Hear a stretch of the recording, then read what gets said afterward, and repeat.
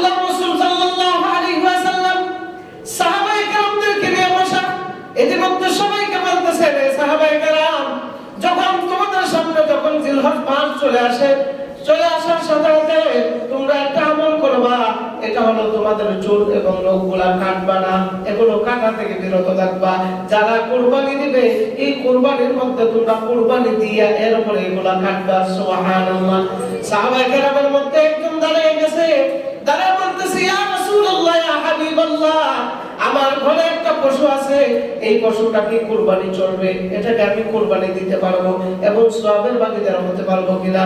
আল্লাহু আকবার।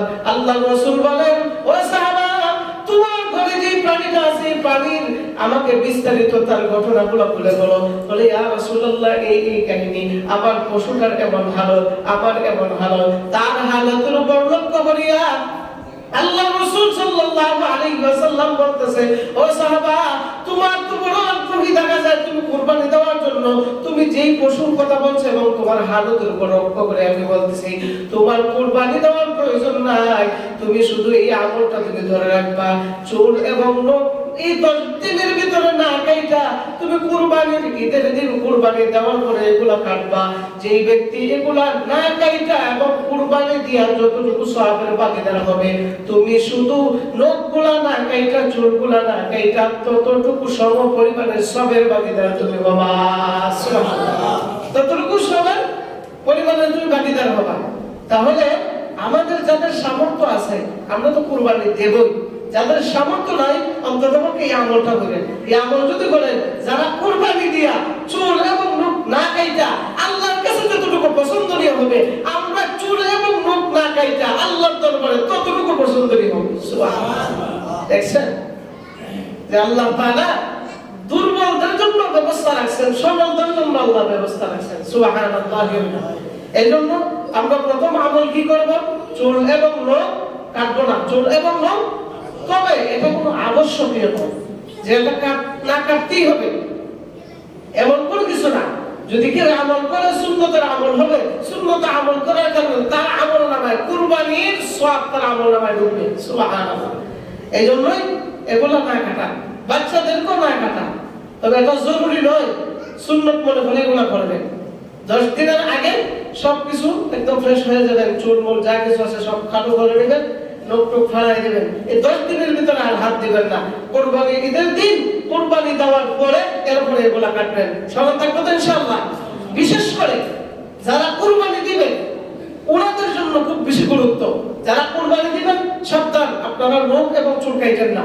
কুরবানি দেওয়ার পরে এরপর আপনারা এগুলো সাফ করবেন। মনে থাকবে তো ইনশাআল্লাহ। তাহলে জিলহজ মাসের প্রথম দশকের মধ্যে যে আমল আছে, এই আমলের মধ্যে প্রথম নম্বর আমল কি? চুল এবং নখ না কাটা, চুল এবং নখ না কাটা। আর যারা কুরবানি দেব, এই কুরবানি দেওয়ার যারা দিব এগুলো খুব বেশি লক্ষ্য করব।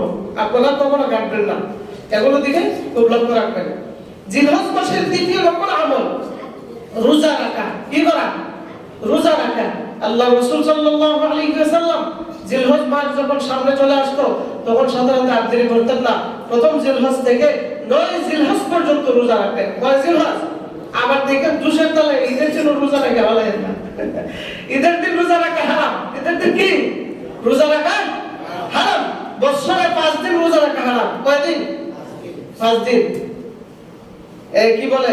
কুরবানি ঈদের 3 দিন। কুরবানিতে কয় দিন? অর্থাৎ কুরবানি ঈদের থেকে কি বাকি কি 2 দিন। আর রোজা ঈদের কয় দিন? 2 দিন। এই হলো 5 দিন। এই 5 দিন বছরে রোজা রাখা কি হারাম। রোজা রাখতে পারবেন না, সম্পূর্ণ নিষেধ।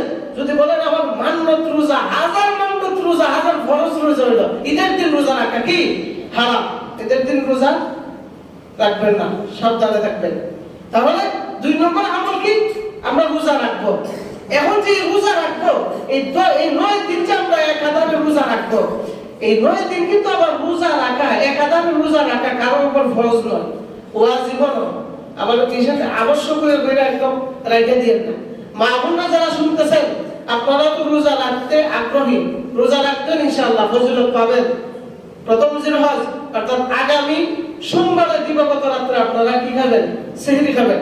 এরপরে ধারাবাহিক রোজা রাখবেন যারা রাখবেন। তবে এর মধ্যে ফজিলতপূর্ণ একটা রোজা আছে, বলেন সুবহানাল্লাহ। আল্লাহর রাসূল বলেন قال رسول الله صلى الله عليه وسلم صيام يوم عرفة احتسب على الله ان يكفر سنة التي قبلا والتي بعدا। আল্লাহর রাসূল বলেন 9 জিলহজ্জের রোজা আছে, ওটা হলো আরাফার রোজা।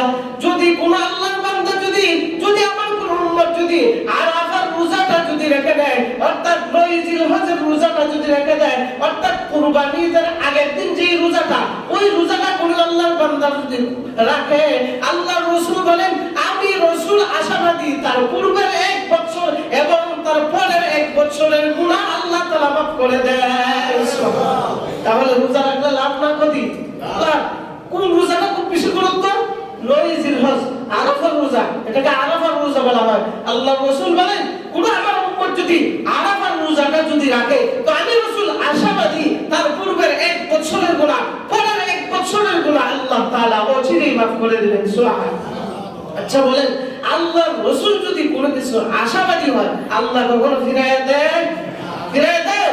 তাহলে আমাদের পুরোপুরি আত্মবিশ্বাস হয়ে গেল, যদি আমরা 9 জিলহজের রোজাটা রাখতে পারি, তো আল্লাহ তাআলা আমাদেরকে 2 বছরের গুনাহ আল্লাহ তাআলা মাফ করে দিবেন। সুবহানাল্লাহ। আমরা রাখবো তো ইনশাআল্লাহ? তাহলে রোজা রাখা 2 নম্বর আমল কি? রোজা রাখা। একাধারে রোজা রাখতে পারবেন যে প্রথম তারিখ থেকে 9 জিলহজ অর্থাৎ ঈদের আগের দিন পর্যন্ত একাধারে রোজা রাখতে পারবেন। আবার যদি বলেন না একাধারে রোজা আমি রাখতে পারবো না, তো আপনি 9 জিলহজের রোজাটা, আরাফার রোজাটা ওইটা রাখেন, অন্ততপক্ষে আল্লাহ তাআলা 2 বছরের গুনাহ মাফ করে দিবেন। সুবহানাল্লাহ। আল্লাহ পাক রব্বুল আলামিন আমাদেরকে আমল করার তৌফিক দান করুন, সবাই বলি আমিন। আচ্ছা,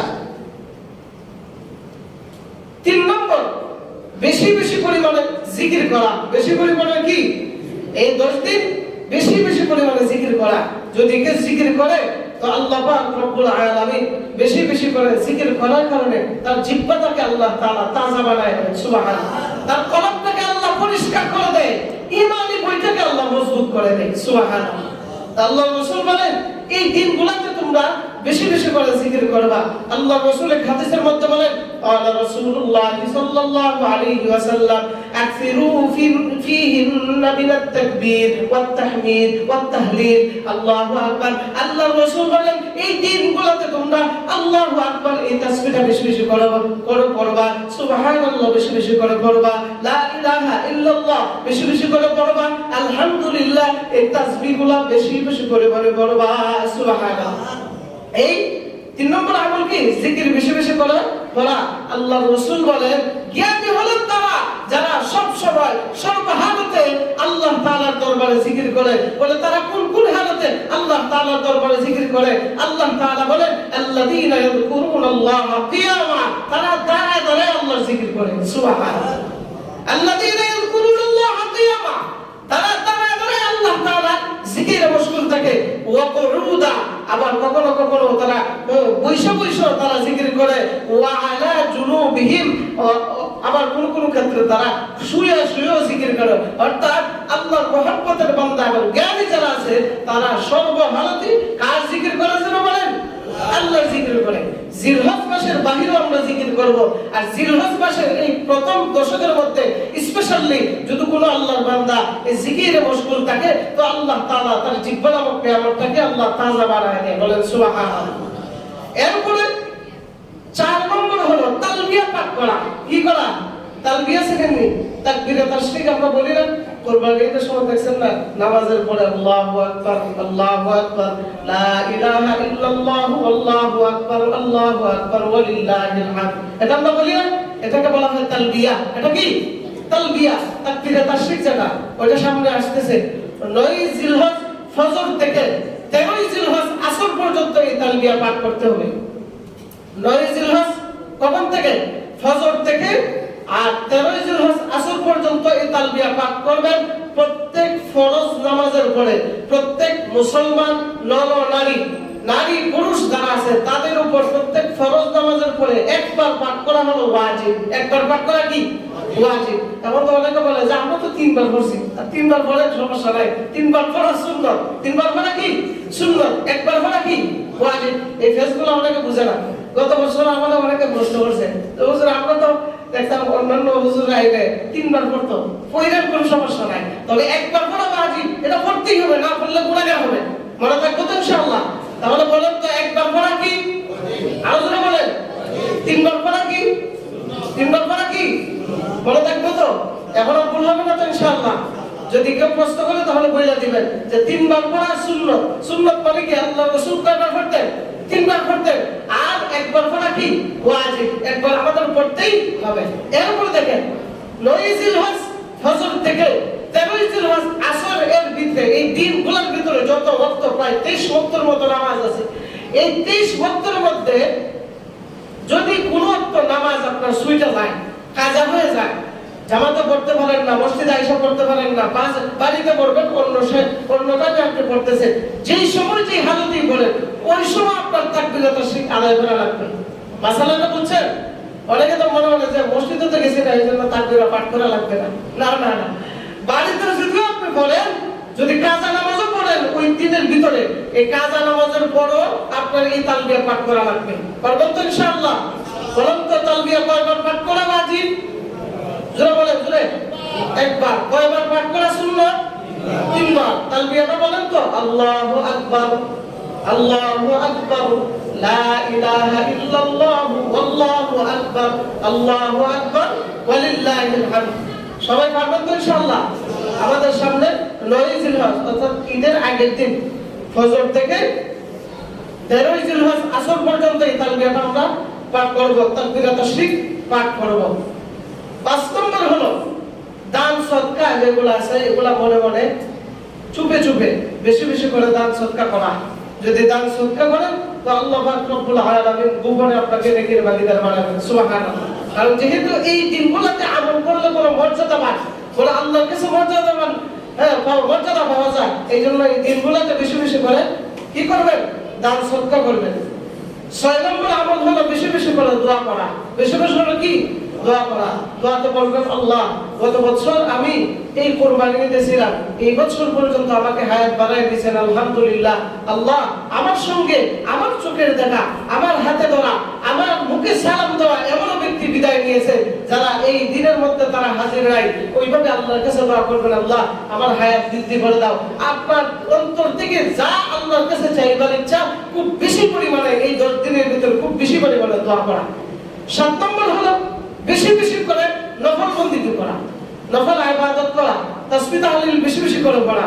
আপনি অযথা যাতে না বসে থাকেন, কারণ সাধারণত কেউ যদি রোজা রাখে ইবাদত করতে একটু একটু ভালো লাগে, যদিও বেশি ইবাদত করতে ভালো লাগে না, অল্প ইবাদত করতেও ভালো লাগে, আর নিজেকে একটু সাফ পরিষ্কার পরিষ্কার ইমানদার ইমানদার ভাব লাগে কি লাগে না? রোজা রাখলে, রোজা রেখে কেউ গুনাহ কাজ করতে চায় না। এজন্য রোজা রাখা অবস্থায় দোয়াগুলো বেশি বেশি করে করবেন, নফল ইবাদত বেশি বেশি করে করবেন। আর 8 নম্বর হলো তাওবা বেশি বেশি করে পড়া, আল্লাহর কাছে ইস্তিগফার বেশি বেশি করে পড়া, যে এক বছর আল্লাহ তাআলা আমাকে বাঁচায় রাখছেন, কি যেন করছি আল্লাহর দরবারে, বেশি বেশি করে তাওবা করা। তাওবা যদি করেন তো আল্লাহ তাআলা আপনি আমাদের গুনাহগুলোকে মিটাইয়া দিবেন, আর ওইদিকে রোজা রাখার কারণে 2 বছরের গুনাহ আল্লাহ মাফ করে দিবেন। সুবহানাল্লাহ। এরপরে 9 নম্বর হলো সামর্থ্য থাকলে হজ করা। সামর্থ্য থাকলে কি করা? হজ করা। হজ্জ বাইতুল্লাহ তো অনেক মানুষ, কোটি কোটি মানুষ যায় কি যায় না? যায়। যাদের সামর্থ্য আছে যে হজ মাসে হজে যাবেন, যেটাকে আমরা বড় হজ বলি, এটাই হলো আসল হজ, এটাই হলো আসল মজবুত হজ। এটা যদি করতে পারেন তো আল্লাহর কাছে যদি কবুল হয়ে যায়, আপনার জান্নাত নসিব একদম সহজ। সুবহানাল্লাহ। এজন্য যাদের সামর্থ্য আছে 9 নম্বরে আমরা কি করব? হজ করব। 10 নম্বর হলো 10ই জিলহজ রক্ত প্রবাহিত করা, সবচেয়ে আল্লাহর কাছে মর্যাদাবান ওই দিন। সুবহানাল্লাহ। অর্থাৎ কুরবানি করা, অর্থাৎ কি? কুরবানি করা। 10ই জিলহজ আল্লাহর কাছে সবচেয়ে মর্যাদাপূর্ণ ইবাদত কোনটি? কি? কুরবানি করা। কি করা? কুরবানি করা, রক্ত প্রবাহিত করা, এটা আল্লাহর কাছে বড় মর্যাদাপূর্ণ। আল্লাহ পাক রব্বুল আলামিন আপনি আমাদেরকে এই প্রথম জিলহজের প্রথম দশকে এই 10টা আমল আল্লাহ তাআলা আমাদেরকে করার তৌফিক দান করুন। সবাই বলি আমিন। ওয়া আখিরু দাওয়ানা আলহামদুলিল্লাহি রাব্বিল আলামিন।